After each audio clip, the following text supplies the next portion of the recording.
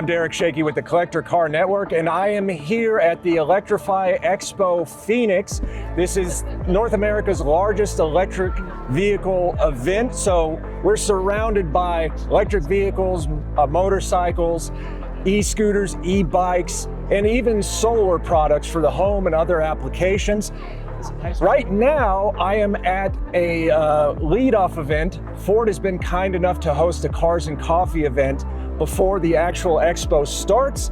So today I am with one of the people on the Ford team, Sam Schembari. He's on the product side of things. And Sam's just gonna give me and all of you out there an overview of this particular Cars and Coffee event. So we were talking earlier, and you told me that Ford has been involved with the Electrify Expo before. Yeah, so we've been doing this for a couple of years now. We find really good success interacting with the customers, people who own the vehicles, people who are skeptics who might want some more information, people who are really deep into the EV funnel, and we really love interacting with people of all aspects of it. So people who know a lot, people who need to know more, people who are curious, and people who just want to come out with their families and enjoy the time out here. And especially on days like today where it's absolutely beautiful, we get a lot of really good engagement with everyone who comes. Yeah, perfect setting for it. And you had mentioned skeptics. I mean, what seems to be the most common objection from people that are not used to EV vehicles yet? So there's just a lot of uncertainty. It's a new technology, so people don't know what they don't know. They don't know how to charge. They don't know how far batteries go. What do I do when I buy a new vehicle? How do I install a charger? What kind of charger do I need? So we're here to educate people, to make sure people know more about electric vehicles, how to own an electric vehicle, how to drive an electric vehicle. We've had initiatives starting from last year. We have something called the Ford Power Promise. So this is if you buy a new Ford electric vehicle, we'll give you a charger for free. We'll install it at your house, helping knock down some barriers to electric vehicle ownership. So we find that as people spend more time with electric vehicles, once they get the experience with one, they get more comfortable with it. So it's really just a I don't know what I don't know situation. So once we kind of help guide them along the path, people get more comfortable with electric vehicles. Oh, okay. And you all have had, the Ford Lightning and the Mustang Mach-E for a few years now. What would you say has been, as far as your electric vehicle lineup, what would you say has been the biggest advancement with those vehicles over the past few years? Yeah, so we're constantly learning from our customers. People who own our electric vehicles feed back into it. So right now we're surrounded by people who own these vehicles. These are not Ford-owned vehicles, these are customer-owned vehicles.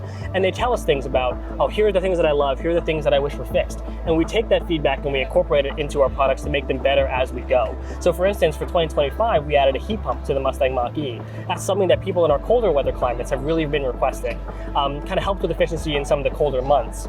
So it helps improve that range when it's maybe snowing out, when it's cold out, or helps with that efficiency.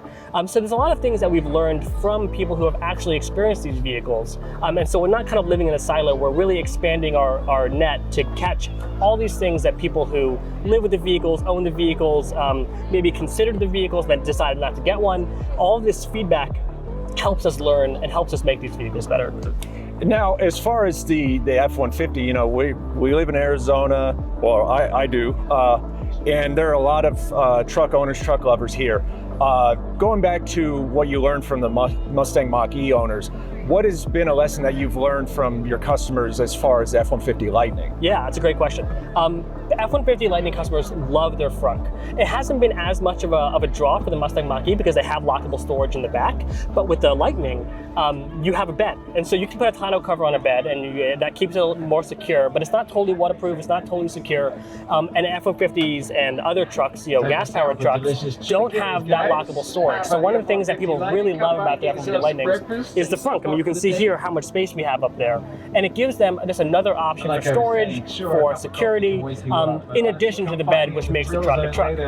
So that's something that we've really found has been a draw that people really, really enjoy. Once they have that feature, they want to stick to it. They want to stick to those trucks because it's hard to give back once you have it.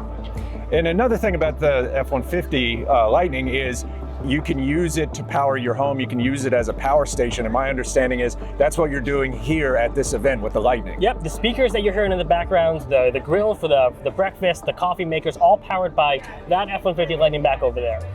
If you have home backup power at your home, you can power your home in the case of a power outage. You can bring it camping and set up your whole campsite. You can bring it tailgating and power that. 9.6 kilowatts of power available. So it's really good for those type of experiences. We had a customer who was at a wedding and the wedding lost power, and they plugged in the DJ booth and some of the other equipment there, and it powered the wedding. So kind of saving the day for that couple that was getting married. So really great experiences that are available through that Pro Power onboard. Oh, wonderful. And so I got to ask on your end of things, as a Ford employee, what kind of, you all do a lot of testing on the field with the vehicles, get used to them, learn more about them in real world applications. What have been some of your memorable experiences in the Mach-E or the Lightning?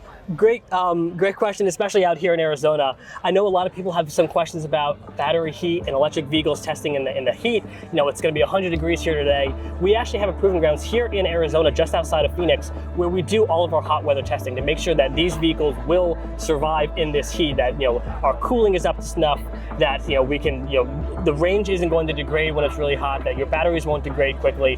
And so we do a lot of testing out here where we drive the vehicles really hard for extended periods of time to make sure that we're not derating, where we tow up really steep grades. We have towing dynos that we use to make sure that all of this capability is there for the customer. So it's really exciting to watch kind of in the blistering heat with the pavement kind of radiating upwards, that we do this testing out there, and to be part of that is a really cool experience.